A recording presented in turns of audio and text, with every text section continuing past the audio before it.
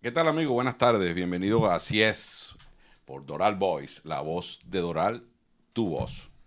Esta tarde, un programa muy interesante que vamos a realizar con un personaje que viene de Venezuela, diputado a la Asamblea Nacional, un hombre controversial, enfrentado al gobierno radicalmente, que ha ido preso ya varias veces, de los pocos políticos de oposición que han ido presos, porque los demás son opositores, pero no de partido. Y quien tiene una larga carrera en Voluntad Popular, amigo, por supuesto, de Leopoldo, amigo de Guaidó, amigo de todos esos políticos, de todos los políticos que nos han venido representando. Se trata de Gilbert Caro. Gilbert, bienvenido a Doral Boys, así es. Bueno, muchísimas Placer gracias. tenerte aquí. Gracias a ti, a tu radio escucha y a todas las personas que viven en Miami. Agradecido con este espacio y esta ventana donde podamos expresarnos y tener la comodidad de poder esgrimir un poco sobre la política y que muchos me puedan conocer acá en Miami. Tengo 3 meses y bueno, muchísimas ¿Te viniste gracias. a vivir aquí a Miami? Mira, bueno, es un exilio forzado. Estuve 4 meses en Colombia y me tiraron, o digamos, me hicieron 2 atentados en la Plaza Bolívar de Bogotá, las 2 veces que estuve allí. Me comentaba ayer un amigo que está todavía en Colombia y me ayudó a salir. Yo salí por Arauca. Ujú. Eh, Él me decía que sí, las 2 veces que estuvimos allá juntos, él es testigo y tengo otros testigos de cómo intentaron contra mi vida, pero bueno, me vine allá hace 3 meses y estoy acá llegando, pedí el asilo, pues de alguna manera quiero la protección, porque como bien tú sabes, en mi país estuve una persecución y bueno, diagnosticado con un estrés postraumático, ¿Cuántas obviamente. veces estuviste preso? Mira, yo estuve 10 años por un crimen que no cometí. Gracias a Dios nunca negué ese pasado, siempre lo hablé claramente y por allí me atacaron. Hay quienes también eso les sirve de una virtud en poder salir adelante de unas cárceles comunes y han utilizado, digamos, en términos bien de utilizar, a veces las palabras hay que Sí, una reinserción comprenderlas. social existe. Y bueno, gracias a Dios conseguí un camino de oportunidades en Voluntad Popular con Leopoldo, hicimos una casa hogar de reinserción también.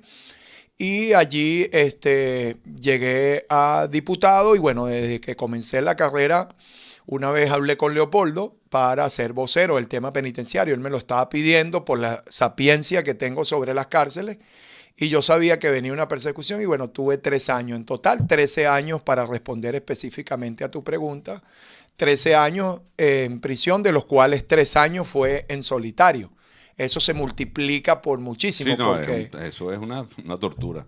Mandela, de los 27 años, yo leía en prisión que estuvo 2 semanas solo porque no se quiso poner unos pantaloncillos cortos y a la semana de estar solo clamaba Pedía los calzoncillos. los pantalones cortos porque estar solo él decía que era muy deshumanizador.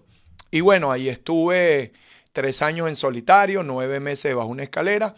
Y es importante este espacio por lo injusto a veces de quienes no comprenden nuestra lucha. Y ahora dicen que yo salí con mucho dinero negociando. ¿De qué vive Gilbert Caro en Miami? Quiero recordarles que cuando los alacranes se vendieron al régimen, cambiaron un poco de seguridad por libertad. Cuando a mí me dieron la Sí, pero visa, eso es un tema que vamos a ir analizando, porque yo quiero que comencemos por el principio. Tú sales de Katia, de una zona tan popular y tan importante en Caracas, y sales a luchar frente a un mundo que no se parecía al tuyo. Tú venías de tener un problema carcelario por un crimen que no cometiste, que se demostró que no, y después saliste a luchar por ese mismo mundo y te consigues con que la gente como que no te quiere dejar entrar porque eres de ese mundo. mira, ahí buena tu pregunta para que las personas que me escuchan puedan entender.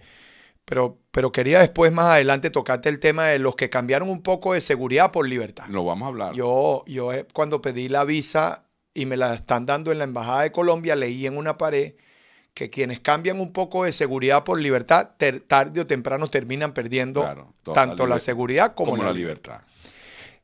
Y sí, yo tenía unos retos en la vida cuando caigo en prisión porque presencié un crimen y no dije quién lo había matado.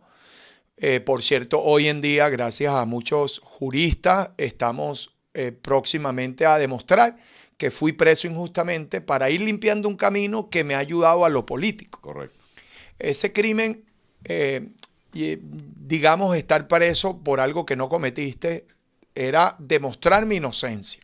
Me condenan en 20 años. Yo tenía un año en prisión cuando me condenan en 20 años el 25 de marzo del año 97. Y yo decía, bueno, me faltan 19 años para salir, y el juez Ocaraciolo Méndez ni siquiera se imaginaba a qué me había condenado. Pero tu pregunta va en base a que ahora me tocaba una tarea titánica, no solamente demostrar mi inocencia, sino que la sociedad... Y sobre todo la sociedad política. Y bueno, esa es otra que viene más adelante. Sobre todo, esa es la más difícil. Pero en la política tuve prejuicios y hubo dirigentes que no aceptaban aún inscribir mi candidatura. Y tuve una conversación con Enrique Mendoza y él me decía, Gilbert, hay líderes políticos que están en contra de tu candidatura. El gobernador me dijo, yo hablé en nombre de tu candidatura, Leopoldo habló en nombre de mi candidatura, pero se dice el pecado y no el pecador. Hubo algunos que aún el régimen, condenándolos a ellos y juzgándolos, no tuvieron compasión conmigo y me juzgaron por mi pasado. Pero yo siempre he dicho estas palabras, mi pasado me fortalece. Mi pasado, yo no soy lo que soy por mi pasado, sino por mi presente, por lo que hoy tú puedas hablar conmigo y desde hoy yo vivo el día a día. Correcto. Y eso lo viví en prisión para no volverme, digamos, de alguna manera loco, no salir fuera del tiempo y contexto. Tú me preguntas, hoy es 16 de mayo del 2022, estoy en tiempo y espacio. Claro. Entonces, esa tarea titánica en que la sociedad te aceptara, porque, por ejemplo, en el tema de las fundaciones, hay personas que son muy filantrópicas. Vamos a Lorenzo Mendoza, tiene una fundación, Bill Gates, pero ellos tienen recursos. Lo más loable de nosotros era que sin dinero teníamos que ayudar a otros a reinsertarse. No sé si me doy a entender. Totalmente. Era una tarea titánica. Era una pelea fuerte. Claro, convencer a la sociedad que te aceptase. O sea, era... Eso es lo más difícil. Entonces, muchos compañeros en la Casa Hogar de Reinserción me decían, cuando la estábamos construyendo en Guatire, habíamos comprado un terreno con el dinero de la cárcel, reuníamos el 10% de nuestro dinero, un poco como lo hace la cultura judía, y ese dinero lo mandábamos a la calle desde la cárcel. Lo que nuestros familiares nos llevaban, vendiendo empanadas, refrescos, jugos, dentro de la cárcel, compramos un terreno, hicimos una casa hogar rudimentaria y luego le presentamos en la calle el proyecto a Leopoldo López. Conocemos a Humberto Prado nos presenta a Feliciano Reina. Una pregunta, ¿en qué momento sales tú? O sea, tú sales de la cárcel ya con un trabajo social hecho o empezándolo a hacer y sales, un buen día sales. ¿Cómo fue ese inicio político? ¿Qué te llevó a conocer a Leopoldo? ¿Qué te llevó a ser Voluntad Popular? ¿Qué te llevó a ser un líder que te llevó incluso a ser diputado? Sí, bueno, en esa trayectoria de lo social, que ya comunico bien de dónde vengo, que no hay compañeros que hoy lo atacan por su pasado y tienen un temor. Ellos, digamos, no han dicho bien de su pasado y les pesa. Yo no, yo fui libre, desde el primer momento lo dije.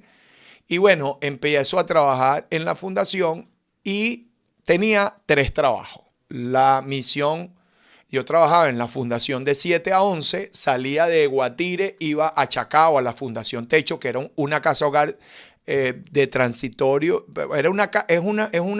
La Fundación Techo, Leopoldo, ayudaba a las personas en situación de calle y allí trabajé con él en la alcaldía y en la noche trabajé en la misión Negripólita. De esos 3 trabajos, yo dije, hay uno que me genera más aprendizaje y cultura, es de la Fundación Techo en Chacao. Dejo la fundación mía en Guatire ya hecha, la fundación está reinsertando personas, hoy en día eso funciona. Me salgo de la misión Negripólita, que la tenía el trabajo en las noches, y me quedo con Leopoldo en la alcaldía de Chacao. Un buen día, él me manda a llamar con Rafael del Rosario y Alfredo Jimeno, y me plantean un proyecto en el 2009 ya Leopoldo deja de ser alcalde en el 2008, tiene el plomo en el ala con el tema de, si podemos tomar un término, el plomo en el ala es que tenía la inhabilitación, Sí, correcto. con un 70% de popularidad para ganar la alcaldía mayor, y me dice, Gilbert, yo voy a recorrer toda Venezuela y voy a contar tu historia. Si tú quieres, te vienes conmigo. Me lo decía mientras trabajábamos en la alcaldía de Chacao. López me enseña a ser un servidor público. Recuerdo que cuando trabajé con él en la alcaldía de Chacao, él decía, nosotros somos servidores públicos. Y esa frase se me quedó en la mente.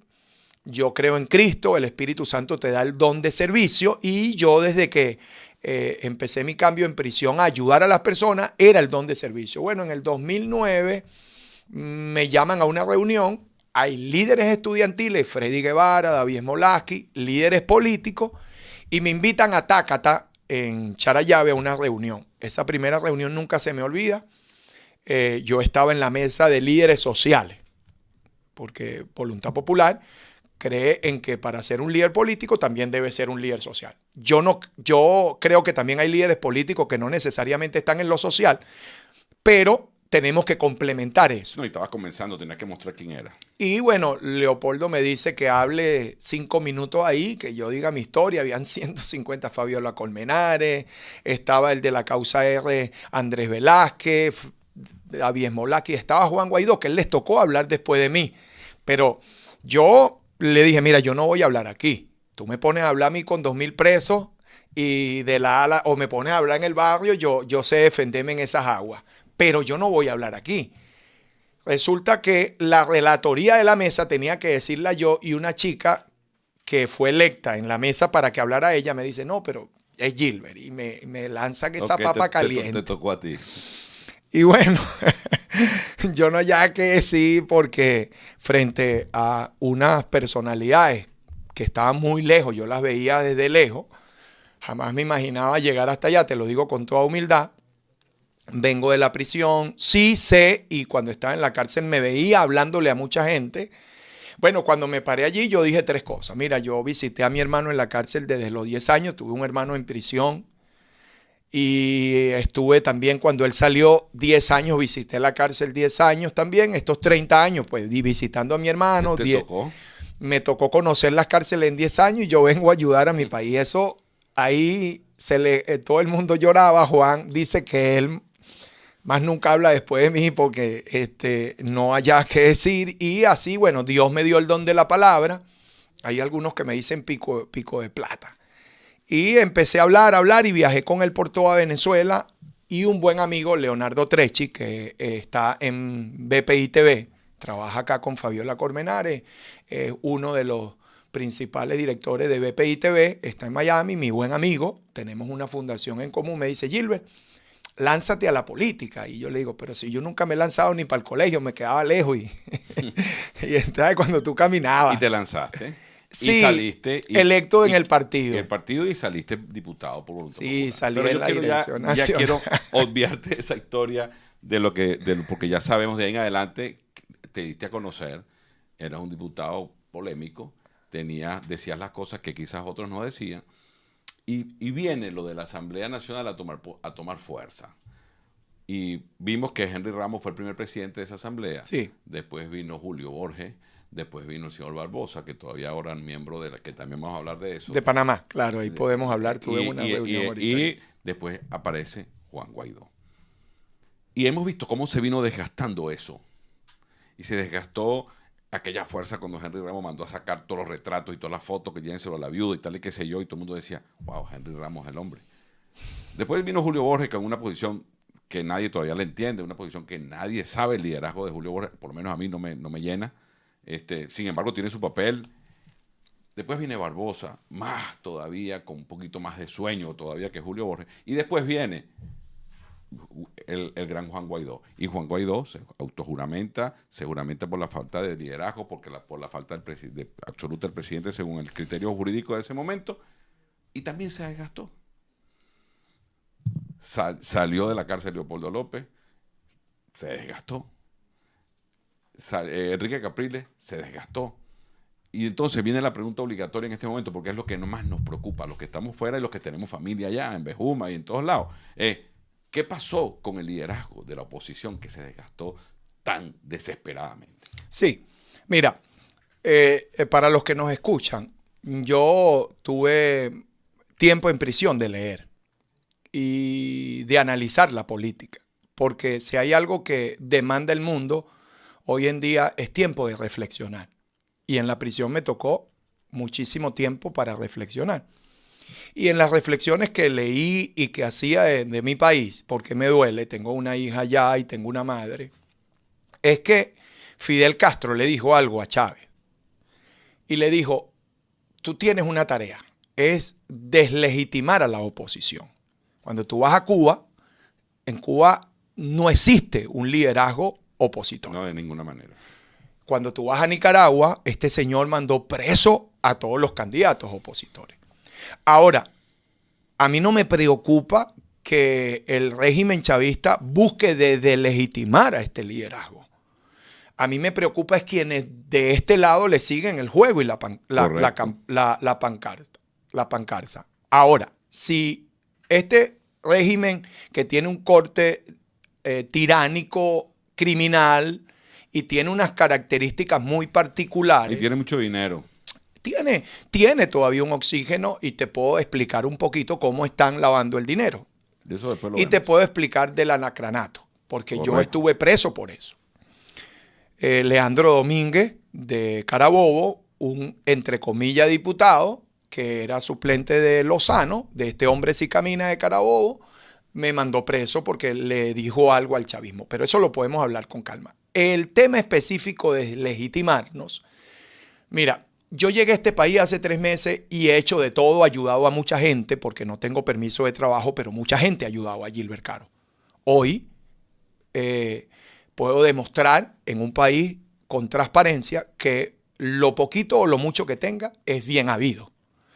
Pero en esa deslegitimación, cuando empieza el ataque hacia la oposición, hoy mucha gente me pregunta sobre Juan y le digo, bueno, él está allá adentro con la camioneta llena de promo y una cantidad de canas que no tenía hace unos años. Yo he analizado mucho sobre el estrés postraumático y vi hace muchos años, en 1945, la gente cómo pasa esos traumas. El presidente de Ucrania, si lo ves hace unos meses, ve el rostro hoy en día, y eso pasó conmigo. Nuestro liderazgo tenemos que protegerlo. Y cuando te digo nuestro liderazgo es la camaradería que debemos hacer entre nosotros. Claro. Eso lo hace muy bien el chavismo. ¿Y por qué te hablo hacia nosotros? Porque bien, tú puedes decir, no sabemos hacia dónde va Julio Borges, pero decir algo en contra de eso también es especular, porque ciertamente queda en un limbo. Ahora, si muchos de nosotros hemos dado hasta la vida, y ejemplo de, para no decir un nombre específico, hablo de muchos, las generalizaciones son malas. Y de eso se ha encargado el chavismo, de que nosotros generalicemos y te empiezan a descalificar. Sí hemos cometido errores. Bueno, hace poco estuvo Leopoldo acá y lo primero que decíamos es que lo hemos cometido. Pero también la gente tiene que escuchar en que los rusos también juegan. Hay un dicho que dice que los rusos también juegan. El régimen se ha encargado de inyectar, por ejemplo, en los, entre comillas, influencers. Ahí le pagaron a una cantidad de ellos para decir que Venezuela estaba bien, pero no nada más para que Venezuela estaba bien, sino para repetir muchas mentiras que se convierten en verdades. ¿Como cuáles? Como que nosotros somos colaboracionistas. Por amor a Dios, si hemos dado el pellejo, y estoy seguro que muchos de nosotros queremos volver a entrar en Venezuela. Por ejemplo, en cuanto a lo del asilo, un tema político. Dice que hay una característica entre los asilos, entre ellas el político. Bueno, ¿cuántos son políticos? Sí. Y piden asilo. Y entonces los partidos son malos hasta que te piden una carta para pedir asilo. ¿Sabes que eso se convirtió en un negocio? Claro, aquí no, los abogados hicieron mucha plata con eso aquí. Y allí voy. Cualquiera pide un asilo. Pero cuando que se lo den es otra cosa. Claro, pero cuando tú ves la realidad y la verdad, es que no todos son políticos o no todos tuvieron una persecución. Ni todos tienen política. Persecución, correcto. Y ojo, no quiero con esto ir en contra de nadie porque muchos sufrimos es que es una, y queremos. Una manera de venirse y tratar de la conseguir protección. papel es fácil, porque aquí lo más difícil es conseguir papel. Y la protección. Entonces, en ese derecho de los venezolanos, lo que primero que tenemos que ver es quién es el culpable de todo el daño que le han hecho a los venezolanos. Se llama el chavismo. ¿Por qué te lo digo? Al país le ha hecho mucho daño al chavismo, pero fíjate, Gilbert, de un tiempo a esta parte, yo siempre fui un defensor de la oposición, sobre todo de Juan Guaidó, porque yo siempre decía, cuando atacamos a Juan Guaidó, ¿a quién beneficiamos? Beneficiamos al gobierno. Cuando atacamos a Julio Borges, atacamos a Julio Borges, pero beneficiamos al gobierno. Y cuando atacamos a Leopoldo López, que es el que más bromas pasó, para no decir otra palabra, preso, la familia, la esposa, dando para allá tumbos para arriba y para abajo, igual que tú, igual que mucha gente, o los jóvenes que mataron en esas marchas. Y yo decía, ¿por qué vamos a caerle encima a la oposición? Busquemos, quitemos a los que están en la oposición, pero sigamos siendo oposición. Pero tú sabes que como tú dices, el gobierno ganó esa pelea. Y ahora todo el mundo anda hablando es mal de la oposición. Casi nadie nombra a Diosdado, casi nadie nombra a Nicolás Maduro, casi nadie nombra a Iris Valera. Ahora en estos días que la nombran porque no la dejaron entrar a Argentina. Pero hay un ataque constante de la gente de oposición a la gente de oposición misma. Sí, ahí en ese sentido. Es que la oposición se ha ganado esos ataques. Yo lo que quiero decirte a ti es, nosotros no debemos, cuando tenemos una lucha titánica, enfocarnos en un mesías.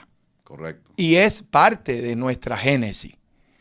Cuando tú luchas en contra de los mesías y los hombres son indelebles, son efímeros, hasta allí llega la lucha. Pero cuando tú luchas a favor de la democracia, porque aquí estamos luchando en contra de un sistema, y yo les recomiendo con toda humildad a muchísimas personas que me pueden escuchar que se lean un libro que se llama 1984. Fue escrito en 1948. El Gran Hermano de John Orwell. Y este libro me hablaba a mí en prisión, es pesado y tuve que diluirlo varias veces. Que leerlo varias veces, yo lo leí. Y yo decía, sistemáticamente hay un sistema que busca destruirte, aniquilarte y a veces gana, ¿no? Porque al final del túnel es que el Gran Hermano venció. Y Diosdado tiene días nombrándome. Primero se preguntó dónde estaba Gilbert Caro. Hace 2 días dijo que no me dejaron entrar en un local, en un evento de Voluntad Popular porque se habían perdido unas carteras y yo era el más negrito. Para responderle a Diosdado Cabello, y que ojalá este audio pueda llegarle algún día o dejarlo grabado y esto sirva de testimonio. Gilbert Caro no tiene un problema de clase. Yo no tengo un problema contra el que no es negrito. Porque nadie elige dónde nacer, Diosdado Cabello. La gente nace y punto. Hay quienes nacieron en Prado del Este, cosa que ustedes le tienen piquiña, pero viven allá. Sí. Michael Moreno vive en Prado del Este. Diosdado, tú debes tener una quinta en Prado del Este. Y mucho de ello tiene quinta en San Antonio. Pero el problema no es si naciste o no en Oriente, de donde él nació, que no vive allá. Yo sí quiero volver a Katia. Yo amo vivir en Katia. Y me decían, Gilbert, ¿por qué tú eres diputado y lavas el carro en tu barrio? Porque algo que decía Mandela es que él nunca se le olvidaban de dónde vienen sus orígenes. Para poder saber dónde va, tienes que saber de dónde viene. Y tú me preguntabas al principio, Gilbert, ¿tú naciste en Katia? Sí, con orgullo, soy catiense. Y no estoy en este país porque quise, estoy obligado porque me quieren matar. Si no, yo estuviese en mi país, en Katia, donde vive mi familia, vive mi madre. Y donde llegue, a donde vaya, siempre diré que soy catiense y siempre regresaré a mi barrio. Cosa muy distinta que se le ha olvidado al chavismo, que está lavando mucho dinero. Y déjame explayarme en esto, en las Mercedes. Pero ¿por qué digo esto en cuanto a la humildad?